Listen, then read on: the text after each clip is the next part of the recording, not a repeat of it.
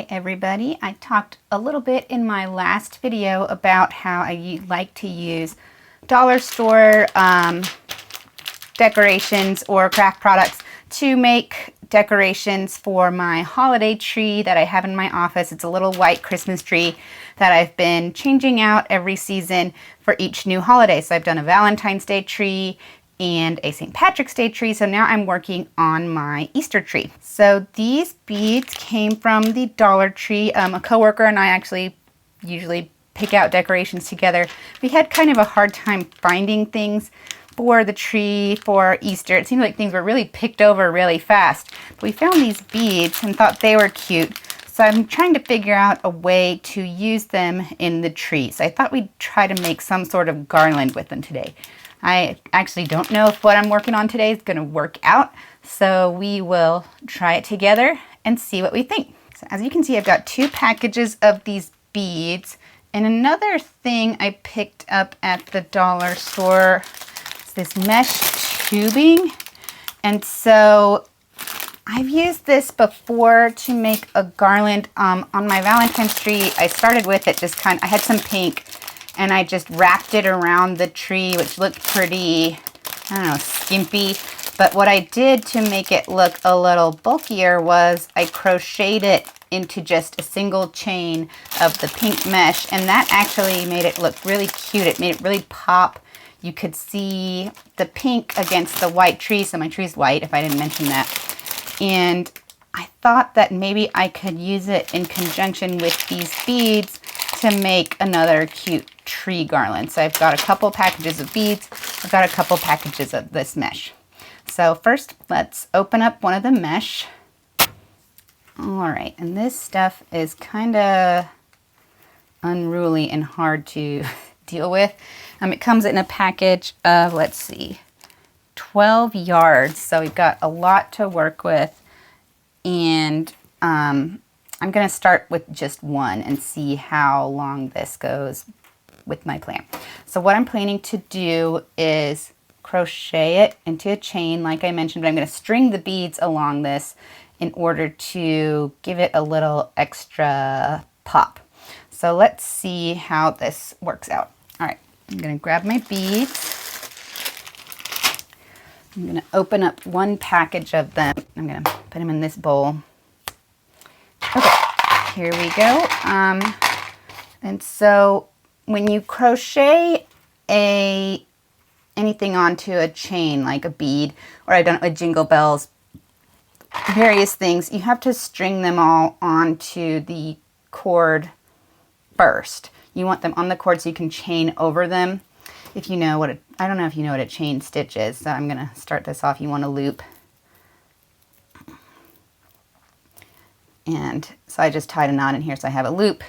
And chaining is just a very basic crochet stitch where you pull your hook through the loop, just one layer of this stitch. So that's what I'm going to go for here. And I think this is about a size P hook. I just grabbed the pretty glitter one that was big, so I'm not 100% sure. I don't think it says on here, since I just bought these because they were pretty, not because they were the most functional things in the world. Anyway, I'm going to pull this stitch out, and I'm going to get myself a length of this cord to work with. Actually, I think I'm just going to cut the whole thing loose. It's going to go everywhere, but I'm going to use it all, so I don't want to be fighting with that little tie that was on it. All right, so in order to string these beads onto my mesh, in order to crochet over them, I need to get them on here, obviously. So I'm going to use this really large, wide-eyed needle. I'm going to try and do it just by hand. If I need to, I have a needle threader over here on the side. Oh yeah, so I just folded it in half, so I had a nice unfrayed edge, and that pulled right through, no problem. So I didn't need my needle threader. Okay. So now that I have my needle on my mesh, I'm just going to string the beads on one by one. And I'm not really going to do these in any sort of specific order. Oh yeah, they go over the eye just fine. That was my other concern. But the hole in the bead is so wide, it goes over no problem. Okay. I'm going to try and I'm not going to put two of the same color next to each other, but otherwise I'm just going to grab them randomly. Okay. I know some people might want it a precise pattern. I haven't counted to see if I have enough beads to do it that way. Since I want this to just be a kind of quick and easy project, I don't want to spend a lot of time counting beads. But you could. Okay. And actually, I might not string all of these on here since I'm just testing it right now. And I have access to the other end of my cord or yarn. Usually when I do this, I'm doing it with a big skein of yarn, so I only have access to the one end. But since I can string them on from the other end if I need to, I don't necessarily have to put every single bead on right now. So that's nice. That bead is blocked. We'll throw that off to the side. Okay, and I just did a pink, so we'll not do pink next. All right, let's start with that because I want to make sure I like the way this looks before I do a whole bunch of it.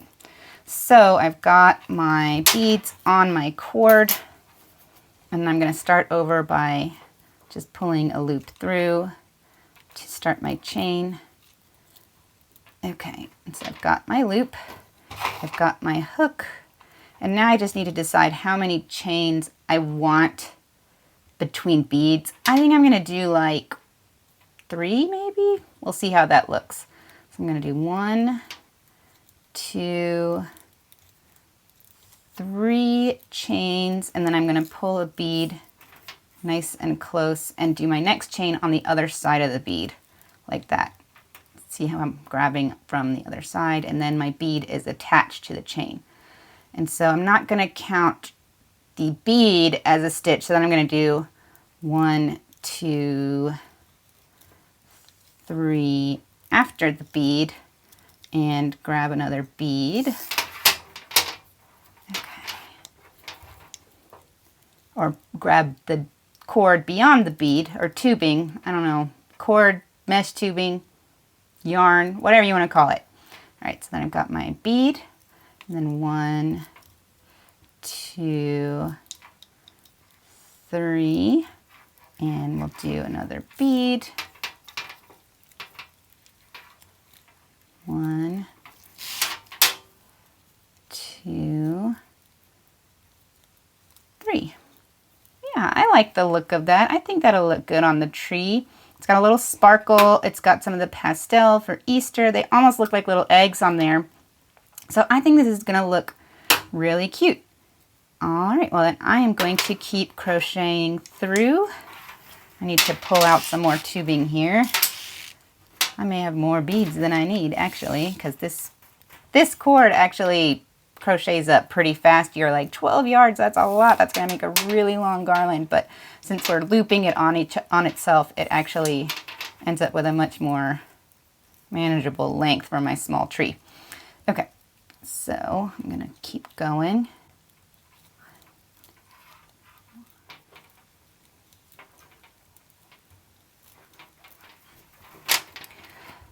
All right, so I've crocheted through all the beads that I put onto this tubing.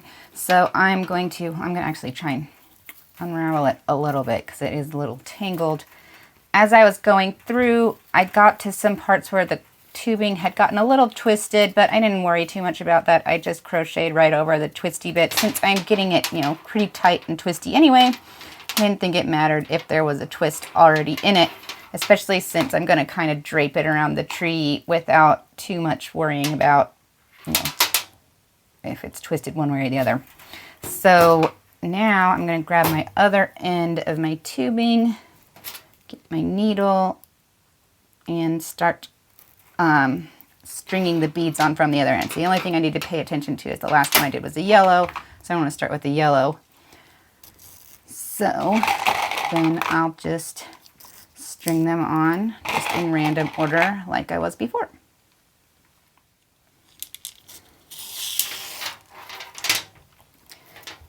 Okay, so all of my beads are strung. I think I may end up running out of the cord before I run out of beads, and I actually had a bead go rogue, but I think I have more beads than I need. So once I get to the end of this tubing, I will show you how I add more to it. I mean, it's super simple. I'm just going to tie it off, but I'll show it to you anyway. So let me get to work adding these on, and I will be back to show you the next part. Okay, so I've gotten to the point where I'm almost to the end of my first package of the mesh tubing. Still got quite a few beads to go, and I found that I think 2 packages of this really makes a long enough garland for my small tree. It's about a 4-foot tree, so I don't need a ton, but I think it's looking really cute so far. So I'm going to tack on another length of this tubing, and so to do that, I just grab my other package, open it up.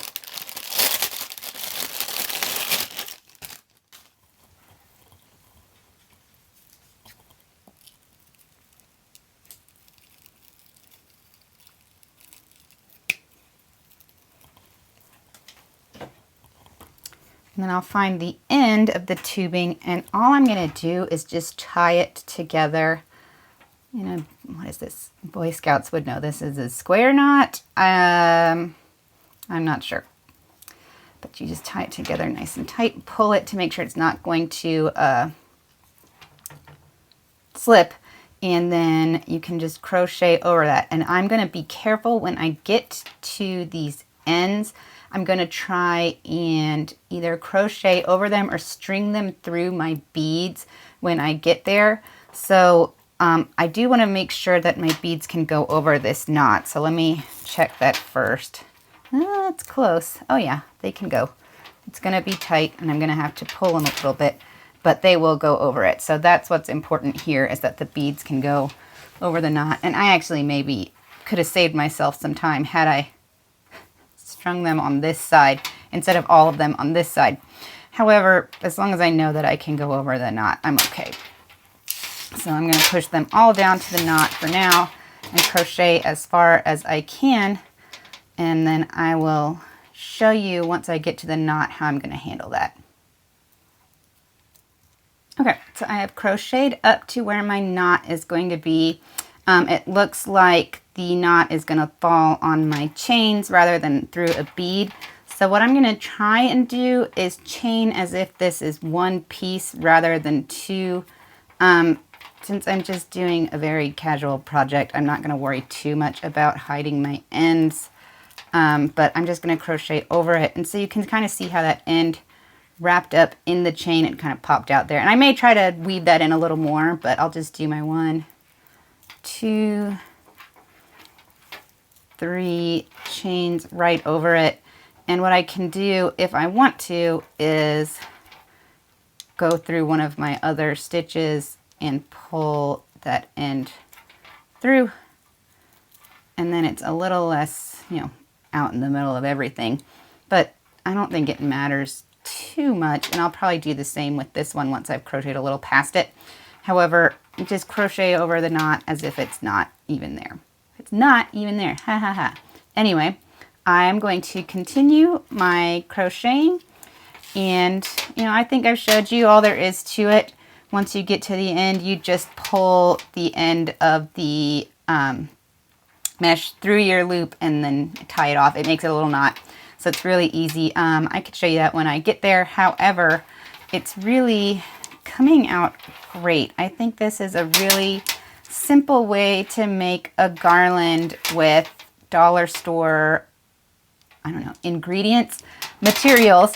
They almost always have some kind of bead there. You can find this mesh in lots of different colors in the floral section. Often they have seasonal colors in the seasonal decorations. So yeah, I think this is a handy and quick way to make a garland, especially if you already have a crochet hook on hand, which I have tons of them, so this is really easy for me. But yeah, I hope you enjoyed seeing my strategy for making a garland, and I'm really looking forward to seeing this on my tree. Okay, as promised, here I am at the end of my tubing. So I don't have enough left to make any more stitches. So to finish this off, all I do is just pull the end all the way through as if I was pulling through a loop. and then just tighten it. So that makes a knot right there at the end, and that's all you have to do to finish it off. I'll probably trim this just a little bit so it's not such a long tail, but that's all.